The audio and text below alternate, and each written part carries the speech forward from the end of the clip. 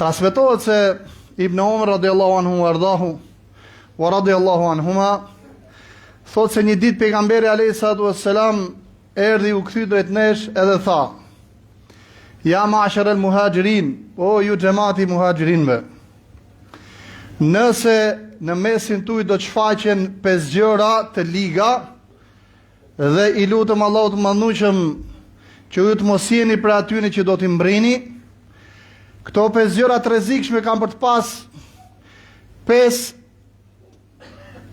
pasoja të rrezikshme.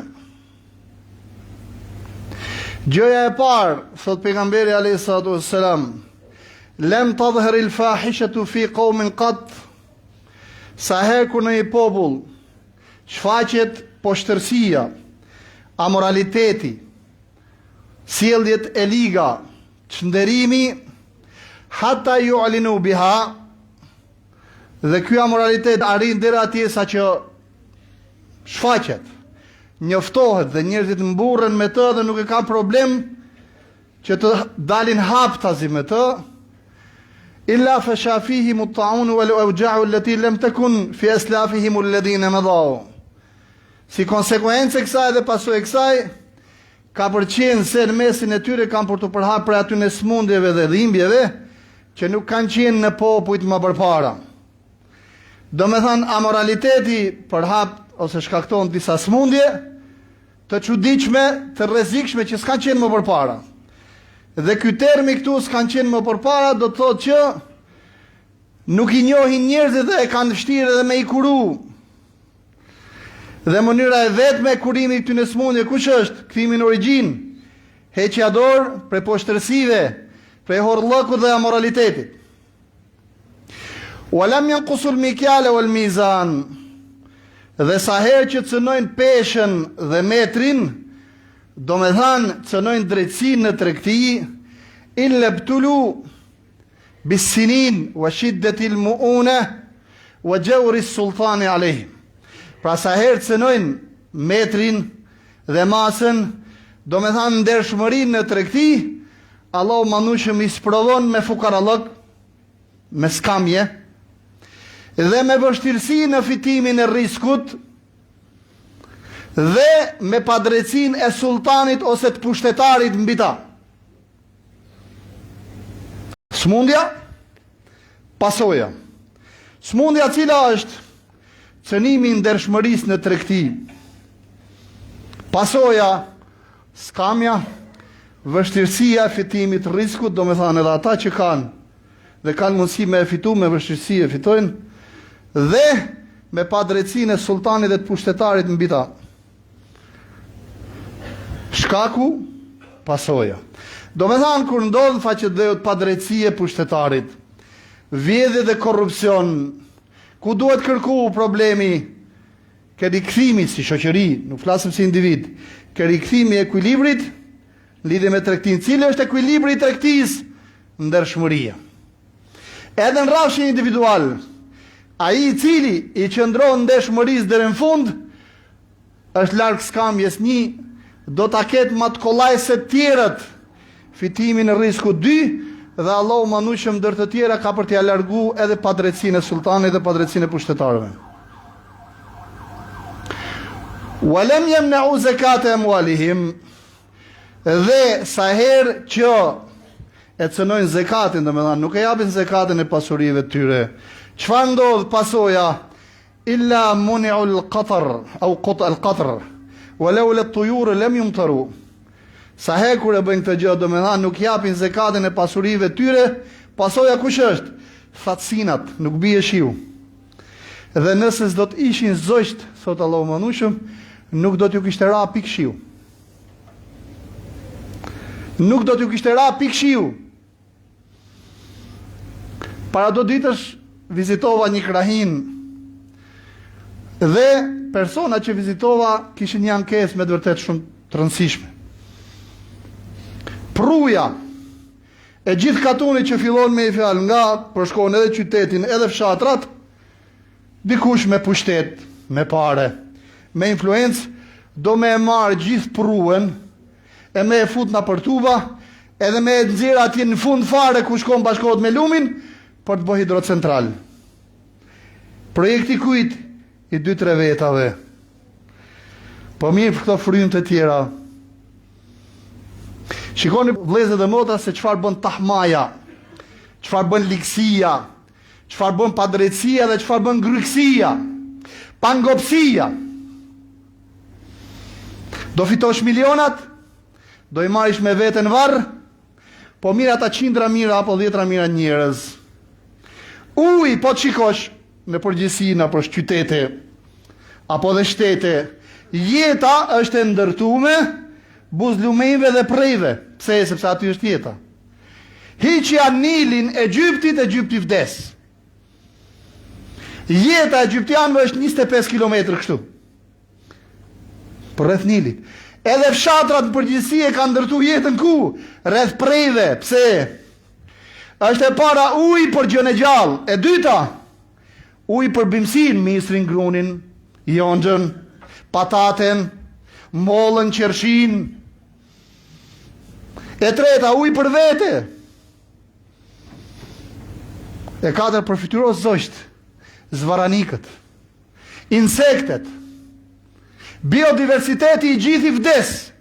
Do me thanë shkaku lakmia, tahmaja, nuk e merë fare parasysh me vjetë se e vdes komplet krajinën. Edhe xhingallat me fja nuk kanë ku me knu, sepse edhe xhingallat du në ujë.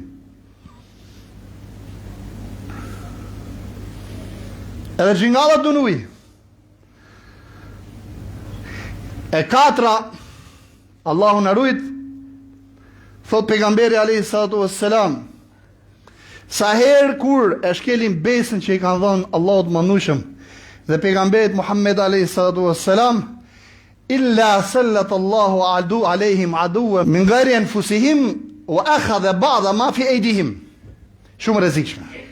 Dhe sa herë kur e shkelin besën me Allahun dhe pejgamberin alayhi salatu wassalam, do të thonë janë larg Zotit, Allahu mëndueshëm u bën musallat, një armik nga jashtë tyre dhe u zhvat një pjesë të pasurive të tyre.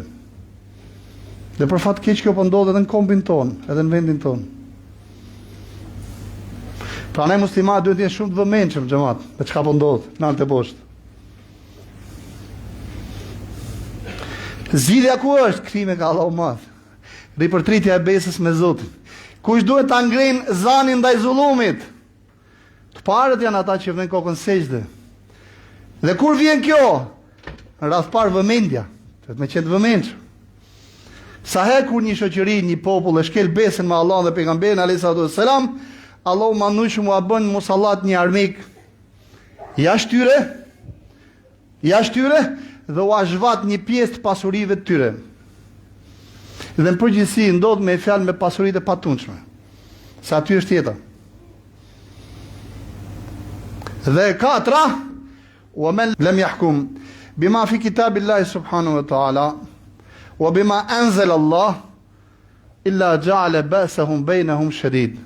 Dhe sa herë kur nuk gjykojnë me atë çka ka zbrit Allahu mëndueshëm librin e tij dhe çka ka thënë me Zoti në fjalën e tij, Allahu mëndueshëm vendos mesin e tyre përçarje të mëdha.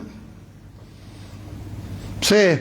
Sepse kur njeriu largohet nga rruga e drejtë, kur largohet nga e vërteta dhe e vërteta një është, çdo kush me fjalë do të hypi kujt mendjes vet dhe do të gjykojë sipas shefit vet, sipas interesave të veta, dhe ai që është më i forti do të vendosë dhe do të ngrej zanin. Dhe çdo kush do bëj të fortin dhe futet përçarja në mesin e shoqërive. Aktualiteti në cilin ne jetojmë është aktualitet në lidhje me këtë temë, i cili përjeton të gjitha për këtyne pikave ose një pjesë të tyre.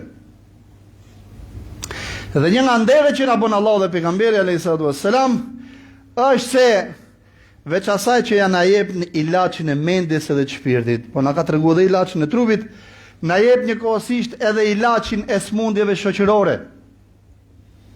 Na jep edhe ilaçin e kujt? E smundjeve shoqërore. Dhe vetëm mënyrë me rujt shoqërinë nga këto belaja të mëdhaja është me kthy kë smundjen në origjinë. Edhe në aspektin fizik kur na bie një smundje, gjëja e parë që bëjmë kush është? Analiza e trupit. Për të pa kë burimin e smundjeve. Burimin e smundjeve. Duam ta kuptojmë se nga vjen me i fjalë gjithë kjo korrupsion, kjo vjedhje, kjo padrejti, kjo përçarje. Ktheu kjo fjalë e Zotit dhe fjalë e pejgamberit alayhis salam. Do të kuptosh nga vjen thatësina se sa Allahu manushëm shiun për rrobë të ka kriju. Ktheu ka ajo çka na ka dhënë Zoti.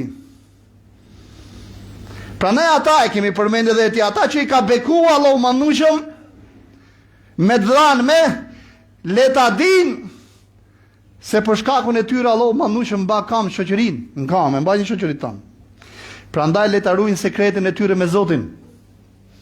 Dhe në momentin që zbulojnë sekretin e tyre me Zotin, nuk ka bereqet ma jo e dhanme. Prandaj të kemi kujdes.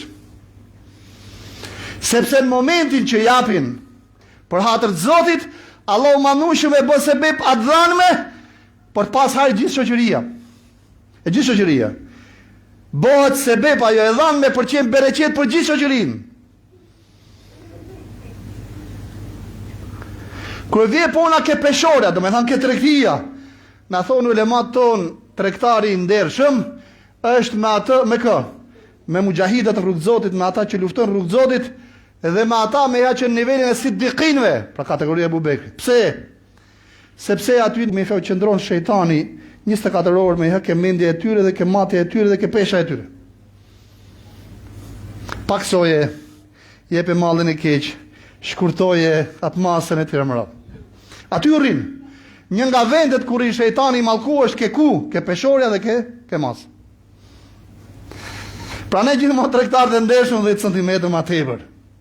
100 gram më tepër. Për t'ia marrë bereqet. E kur vije puna ke besa e Allahut manushë dhe besa e pejgamberit sallallahu alajhi wasallam, duhet me qenë shumë të kujdesshëm o xhamat. Çdo të thotë ta shkelësh besën me Zotin. Një nga format më të rrezikshme të shkeljes së besës me Zotin është të harrosh sepse je në dynjë. Një nga format më të rrezikshme të shkeljes së besës me Zotin është egoizmi, lakmia. Po çum duhet më shandon në dynjë me verën siç më falë ma gjëroj shumë punë të mia. Jo më zotni. Ne jemi në një anije. Ne jemi në një anije. Pejgamberi alayhis salam na thotë: shembulli urdhruese për të mirë dhe ndaluese nga e keqja, ose shembulli atyre që janë korrekt me ligjet e Zotit dhe qëndrojnë te kufit e Zotit dhe me ata që se bëjnë këtë gjë, janë si puna një grup njerëz që hipën me një anije. Dhe dikujt i ra me qenë me hasipër. Dhe dikush tjetër poshtë. Ta që ishin poshtë për të marrë ujë, ngjiteshin gjithmonë sipër dhe u kërkonin ujë dhe një ditë njëri prej tyre tha, tha po, sigur ta shpojmë anijen dhe ta marrim ujë nga poshtë. Që ta ruajmë krenarin ton edhe mos u bim qafë këty në sipër. Shiko çfarë ligji vendos pejgamberi sallallahu alajhi wasallam. Shiko çfarë krahasimi të mrekullueshëm. Edhe nuk ka me fjalë parim ose koncept ose metodë sociologjike që shpjegon saktë dhe plotësisht edhe thellë se si funksionon një shoqëri, se sa ky hadith i pejgamberit sallallahu alajhi wasallam. Merri gjithë teoritë e dynjas sociale, gjitha, dhe alhamdulillah kemi studiu. Për të shpjeguar se si funksionon një shoqëri, nuk do gjesh shpjegim më të plot, më të përsosur, më perfekt se sa ky hadith i pejgamberit sallallahu alajhi wasallam. Dhe thot me pejgamberin sallallahu alajhi wasallam, nëse këta sipër do të kishin thënë çka na duhet ne të bëjnë çfarë duan ata atje poshtë me anije, me atë. Dhe tash po. Po ne jemi këtu nalt. Thot nëse do ishin sjell kështu, do ishin mbyt këta poshtë edhe këta sipër, se më një anije. Edhe nëse këta sipër më njëherë do kishin ngarend, do kishin vrapu, por tu mbajt durt, do kishin shkëtu këta. Prandaj, xhamat, kur të vije puna ke çështje të caktuar veçanërisht me karakter absolut, parimor, universal, të shenjtë, nuk është në diskutim a e frenojmë apo jo. Diskutim kush është? Çfarë qëndrimi mban? Çfarë qëndrimi mban? Historia na ka tregu, dhe veçanërisht historia kuranore, se një djalë i vetëm, një e shtoi një popull nga kufri dhe e futi në xhennet. Ashabul Ukhdud, që gjuzi amme, që e mësojnë fëmijët tonë me fjalë që në mosën 5 vjeç 7 vjeç. Wa sama'i dhatil buruj wal yawmil maw'ud, deri në fund surës. Një djalosh bëhet sebebi gjithë popullit shton nga kufri. E drejtoi Allahu manushëm në besim, mirë për para se ta ndaj mendjen, tha o Zot, ta më ndaj këtë punë se kam dyshime. Ja dha Zoti shenjën. U përhap lajmi i tij, u përpoqën 3-4 herë me evra, e shpëtoi Allahu manushëm pavarësisht se komploti ishte shumë i madh. Dhe në fund i tha mbretit, nëse do më vra, ke vetëm një rrugë. Pa, tha ti mbledhë gjithë njerëzit. Shihuni çfarë filloi? Gjithë njerëzit mbledhi. Gjithë popullin, gjithë qytetin. Ka i ke edhe ka nuk i ke. Dhe merresh i gjetën edhe para se ta lëshosh të bismillah. Po me kush që ta dëgjojnë njerëzit ta dëgjojnë. Njerëzit duhet me e dëgju. U mlodhën njerëzit. Mbreti fërkoi dur, tha sot do t'ju tregoj gjithë njerëzve forcën time. Se ai ishte i verbër, zullumqari, qafiri, është i verbër, veç ai qafiri që i vetë janë qef. Verbohet dhe mendon me fjalë që e ka dynjan ndërkam. Ama harë fat Allahu bunyanahum min al-qawaid. Allahu manushëm e shkërmoq dhe e shkatron dhe e çmonton karabinan e tyre nga themeli. Fat Allahu bunyanahum min al-qawaid. Dhe Allahu manushëm e çmonton ngrehinën e zullumit tyre nga themeli. Gur. Po pse nga themeli? Ata nuk e shohin, ata mendojnë janë rregull. Allahu manushëm u heq për ditë nga i gur. Kështu tha mbreti. Sot me i fjalë do të tregoj se sa i fuqishëm jam. I mlodhi njerëza, për më tepër kjo është favorin tim, gjithë njerëzit do e shohin. E mori shigjetën mbreti, e tha Bismillahi Rabbil Gulam, me emrin e Allahut, Zotit djaloshit. E dëgjoi gjithë populli, e lëshoi shigjetën, i ra shigjeta këtu në tamth, vdiq djaloshi. I egzaltuar mbreti. Populli u mahnit. Tha ky u përpoq me ushtrije, me hedh nga mali, me myt ndete, me kasape, me xhelat, nuk e vrau dot. Vetëm se përmendi emrin e Allahut, arriti me vra. Amenna billahi Rabbil Gulam, i gjithë populli. I kemi besu Allahut Zotit djaloshit, i gjithë populli. Gjithë populli u bëmësë. Dhe i thanë këshilltarët e vetë, ndodhi ajo që ti nuk e prisje. Hapi hendekun e madh, ashabul ukhdud, ma shumë se sa një hendek me zjarr, dhe i merrte njerëzit. Hiq dorën nga fjala la ilaha illallah, nuk heq, e hiqte në zjarr. Fatikisht ai zjarri për ta ishte xhennet. Derisa erdhi momenti, një grua me i fëmijë në dorë. Hiq dorë, nuk heq dorë. Ja mori fëmijën prej dorë foshnjë, u tut. Allahu manushëm, këtu është një nga 6 rastet ku i ka dhënë mundësi foshnjës me fol dhe i tha, o nan mos u tut se ai zjarr është xhennet dhe ti në të vërtetë. Dhe u fut bashkë me fëmijën e saj në zjarr. Një djalosh. Pra ne kujdes xhamat, është shumë e rëndësishme çfarë pozicionimi. Ndryshimi nuk e sillim ne. E sill Allahu. As na e thot Zoti në Kur'an, inna Allaha la yughayyiru ma biqaumin hatta yughayyiru ma bi anfusihim. Dhe kjo është një nga ligjet më madhështore që ka zbrit Allahu manushëm për të shpjeguar ndryshimin e shoqërive. Dhe merri gjithë teoritë sociale. Por ta gjetë një ligj si puna e këtij nuk e gjen dot, kaq sofistikuar dhe kaq plot. Allahu nuk e ndryshon gjendjen e popullit derisa të ndryshojnë veten e tyre. E rëndësishme pozicionimi. Ndryshova unë, ti e ngretë zanin, unë, ti, ai tjetri, Allahu madhueshëm thot këta e meritojnë me i ndryshu për mirë. Wa ma kana Allahu mughayyiran ni'matan an'amaha ala qaumin hatta yughayyiru ma bi anfusihim. Allahu manushëm nuk u ndryshon një nimet, shikoni? Nimet, tash i daj nga ana pozitive. Nimeti ta ka dhënë Zoti, Allahu manushëm nuk ta heq nimetin thot. Derisa të ndryshosh brenda, nëpërmjet kujt? E imja. Tjetër lakminja. Tjetër, zekat vallai boll kam dhënë me, çam duhet me dhënë mami, po e kam fituar me ders. Po si nevojta sadakaja. Kam të lashe tjera. Thot Allahu manush për t'ja rogë, shtë ti pas ke frikë me ngret zanin, subhanallah. Po deri ta shikët zanin, kush ta krijoi? Këtë ajrin dhe oksigjenin që e thith, kush ta dha? Pas ke frikë ti për fëmijët tu dhe për familjen tënde, po kush ti krijoi? Ti një akt banal bone, me natë të bukur, Allahu manush krijoi për ty fëmijë, kush ti dha? Pas ke frikë ti për punën, subhanallah. Allahu manush qetë dhe tokën i ka krijuar për ti. Ti pas ke frikë me ka punën? Pra ne ri me Zotin. Pa i thot pejgamberi sallallahu alaihi wasallam, ma naqada qaumun al-ahda Allahi wa ahda rasulih. Sa ku një popull e shkel besën që i ka dhënë Allahu dhe pejgamberi alayhi wasallam, Allahu mandushum ju a bën musallat një armik nga jashtë tyre dhe u a plaçkit një pjesë që ka në dorë. Pse? Nimetet që kishin dorë nuk ditën me vlerësu. Vatanin që kishin nuk ditën me vlerësu. Adheun e tyre nuk ditën me vlerësu. Tokën e tyre nuk ditën me vlerësu. Mallin që kishin nuk ditën me vlerësu. Thotë Allahu mandushim nuk e meritoni me mbajt. Pra ne është shumë e rëndësishme kjo vetdije xhamatin nderuar. Dhe e përmendin shpesh, në botë po ndodhin ca transformime të mëdha, që vala e tyre dhe i nxehti i tyre ka ardhur edhe në vendin tonë. Duhet me qenë të vëmendshëm.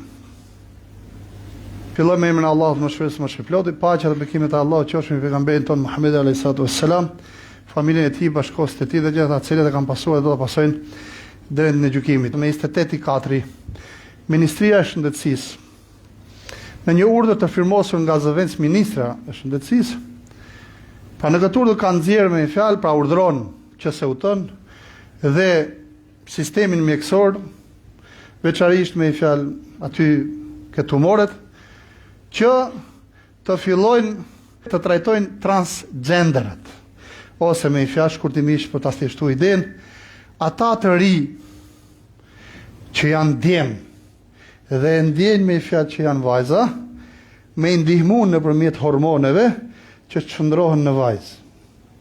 Dhe ata të ri që janë vajza dhe ndjejnë, e pasiviteti është i jashtëzakonshëm, i tmerrshëm, shumë djallëzor. E ndjejnë që janë djem, tu jepen disa hormone që dal ngadalë të shndrohen në djem. Është me urdhër. Edhe me të vërtetë ky urdhër është shumë djallëzor, shumë i ligë, shumë çnjerëzor dhe shumë kundër fitras njerëzore. Shkurtimisht pa bërë shumë filozofi. Kjo është pasojë e çfarit, duke u referuar edhe hadithit. Ky hadithi që sapo trajtuam ka një metodologji të plotë për të qenë të vëmendshëm kur shfaqet një fenomen xhamati nderu, menjëherë duhet na shkojë mendja ke pasoja në distancë.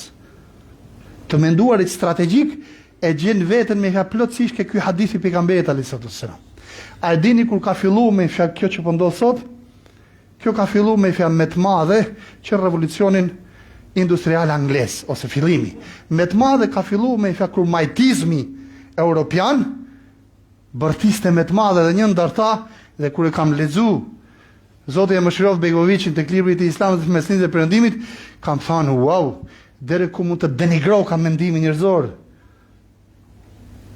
Simone de Beauvoir thot, ne kur nuk do të realizojmë teorinë tonë sociale, që njeriu thjesht të jetë një individ, një element, vetëm element përbërës i shoqërisë, vetëm nëse ne e bëjmë nanën, ta mohojmë mëmsinë e saj, mos jetë më nanë. Ta mohojmë mëmsinë e saj.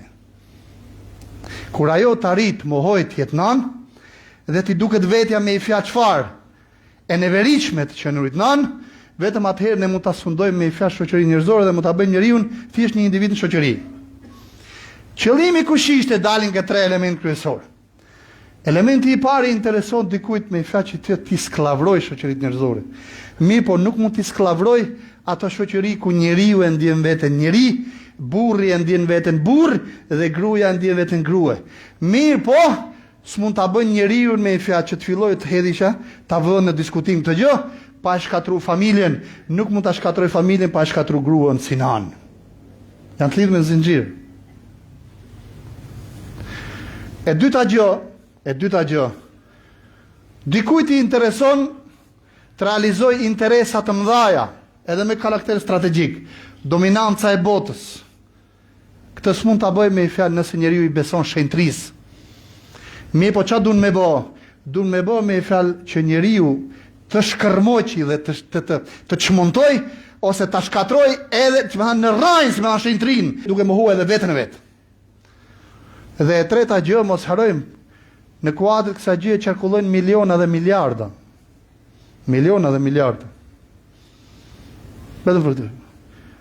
Por ta transformojë një person nga femër në mashkull, duhen miliona miliona të tilla. Miliona euro ose dollar. Dhe intereson dikujt me fjalë që ka ndërtu industri për të përfituar edhe nga ky aspekt. Edhe nga ky aspekt. Rreziku është i tmerrshëm. Rreziku është i jashtëzakonshëm sepse me industrinë e tyre të propagandës janë në gjendje me i hutu shumë tri dhe treja. Po ta lexoni dhe ju këshilloj që ta lexoni dhe ju ftoj që ta përhapni në masë, duke shoqëruar edhe me qëndrimin tuaj kundër këtij urdhri, po ta lexoni do të kuptoni me fjalë se tashi për tashi bëhet fjalë në 16 vjeç. Por thot, ka edhe modele që ka filluar kjo deri në 14 vjeç, madje 13 vjeç e gjys. Po ne tashi për tashi me fjalë kemi deri në 16 vjeç. Që do të thot flitet xhamat. Inshallah së shpejti e zbulojmë që në shtator në shkollat e fëmijëve ton do vendoset ose do futet një landë veçantë vetëm për transgenderat dhe do filloj propaganda me fëmijët tonë me fjalë që çfarë je ti? Të ke qenë mësuesja? Do hap syt fëmia jon. Si e ndjen vetën ti, mashkull apo femër? Në fillim do shashtisen fëmijët tonë. Dal nga dal duke vazhdu propaganda do t'ju duket diçka normale dhe do na vije kjo lloj bisede e vështirë ku edhe në familjet tona. Dhe do t'i marrin një nga një duke u thënë, si e ndjen vetë ti, mashkull apo femër? Po ti, mashkull apo femër?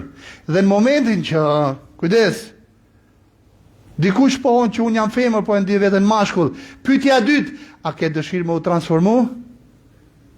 Po, kur shkoj puna ke prindri, do futet policia në mes dhe i thot prindrit, ti s'ke të drejtë me e pengu fëmin tate, sepse jemi në kuadër të kujt, të mbrojtjes së të drejtave të fëmijëve. E katra, nëse ti insiston kanë me ta marrë fëmin fare prej dore, si që ndodhë me fjalë në disa shtete europiane. Mos ju duket çudi, kjo është plani. Pra ne dhe reagimi duhet jetë shumë i fortë. Nuk është konspiracion, o xhamat, kjo është realitet. Kemi modeli sa dush, ka për të ndodhur në Shqipëri. Pra ne reagimi jonë si xhamat duhet jetë shumë i madh. E dyta gjëra dhe si prindër, do të jetë shumë i fuqishëm. Dhe ata që i ka sprovu Zoti me qenë mësues 1 dhe drejtues të institucioneve arsimore 2, jo vetëm ta ngrejnë zanin fort, por e kanë për detyrë me qëndru ashpër, duke sensibilizuar edhe stafet e tjera, edhe pjesën e staf, edhe në kujt, në kurisë kujt, edhe të vendit punës. Nuk është ai vend pune o xhamat që të jep rrezikun. Dhe nëse realisht e bën për hatër të Zotit, Allah e kompenson shumë fish. Prandaj uroj që të jemi të vetëdijshëm edhe për këtë aspekt. Edhe ky është aspekt shumë i rëndësishëm dhe nëse s'do të jemi në nivelin e duhur të përgjegjësisë dhe të reagimit, realisht pasojat kanë përqenë jashtëzakonisht të tmerrshme, por janë shumë të zgjuar dhe na le të themi vetë disojnë avash avash. Na ambientojnë avash avash. Për ta përmbyll, një perandor kinez mori një, le të themi, mjeshtër edukimi dhe i thatë na edukoj shta princat tonë. Për çfarë tha ti edukoj? Për çfarë tha ti edukoj? Tha ti edukojsh se si mund ti sundojmë popujt avash avash, amël amël. Amël amël. Më va dhanë helmin amël amël, tha si me i sundu. Bukur, tha, mi sillni fëmijët. I sollën fëmijët. Tha ja ku e keni, tha, një kazan ujë. Kazan ujë, ja ku e keni një bretkos. Merreni këtë bretkosën edhe bëjeni bretkosën që të jetoj në ujin e nxehtë. E mori i pari, e mori bretkosën e shtiu në ujë të nxehtë, sa e hoqi dorën, kërcet e bretkosa, se nuk e duron ujin e nxehtë. E mori i dyti, përpiqu ku e di se çfarë. Në fund tha shifni këtu, kebaba, hajde këtu kebaba shifni pak. Sa ata kanë një bab të madh, ja shejtan të madh. Edhe tha hajdeni këtu. E mori ujin e ftohtë, kazanin, i vendosi zjarr poshtë. Bretkosa rin ujë të ftohtë. Dhe e shtiu bretkosa. Ama zjarri nga poshtë. Edhe filloi tu nxe. Bretkosa ndjeshte mirë. Fa ujë tu vak. Dal nga dal. Duke i lëshuar me fagjymtyrët e veta, derisa uji arriti kulmin e nxehjes dhe bretkosa ngordhi. Sepse bretkosa ngordh në ujë të nxehtë. Mirë po, duke ja vendos ujin avash avash, edhe bretkosa ngordhi. Kështu është edhe ndërgjegja e popujve o xhamat. Nëse reagimi nuk është në nivelin e duhur dhe që në fillim, kështu ndodh, janë mjeshtra këtu e 7-8 dekada kanë vedos me i fjalë metodologjit plota se si drogohen popujt.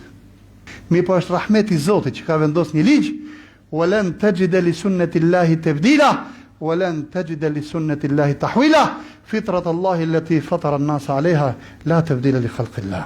Nuk mund të gjesh ndryshim për ligjet e Zotit, as transformim. Dhe kjo është fitra e Allahut manushëm, natyrshmëria në cilën ka krijuar njerëzit, dhe ajo nuk ndryshon asnjëherë, po ajo që kërkon Allahu manushëm prej nesh është pozicionimi, vetëdijsimi dhe reagimi i duhur, dhe asnjëri s'duhet ta neglizhojë vetëdijsimin e vet dhe qëndrimin e vet.